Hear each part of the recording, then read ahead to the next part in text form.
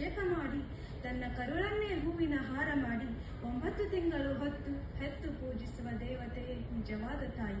9 ತಿಂಗಳು ಹೊತ್ತು ಹೆತ್ತು ಪೂಜಿಸುವ ದೇವತೆ ನಿಜವಾದ ತಾಯಿ. 3 ಅಕ್ಷರದ ಮಾನವ. ಮನುಷ್ಯ ಎಂಬ 3 ಅಕ್ಷರದವರು ಪ್ರಪಂಚ ಎಂಬ 3 ಅಕ್ಷರದಲ್ಲಿರುವ ಆಸ್ಪತ್ರೆ ಎಂಬ 3 ಅಕ್ಷರದಲ್ಲಿ ವೈದ್ಯರು ಎಂಬ 3 ಅಕ್ಷರದವರ ಸಹಾಯದಿಂದ ಜಗತ್ತು ಎಂಬ 3 ಅಕ್ಷರಕ್ಕೆ ಕಾಲಿಡುತ್ತಾರೆ.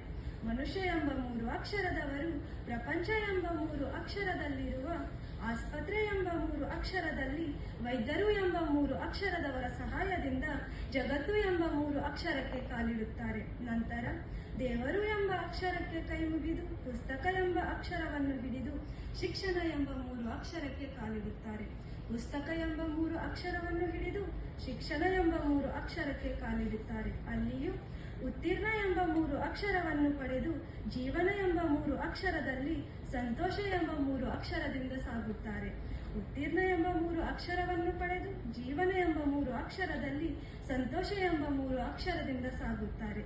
ನಂತರ ಅವನಿಗೆ ವಯಸ್ಸು ಎಂಬ 3 ಅಕ್ಷರವು ಹೆಚ್ಚಾದಾಗ ಕೆಲಸ ಎಂಬ 3 ಅಕ್ಷರದಿಂದ ನಿವೃತ್ತಿ ಎಂಬ 3 ಅಕ್ಷರವನ್ನು ಪಡೆದು ತನ್ನ ಜೀವನ ಎಂಬ 3 ಅಕ್ಷರವನ್ನು ಸಾಗಿಸುತ್ತಾನೆ.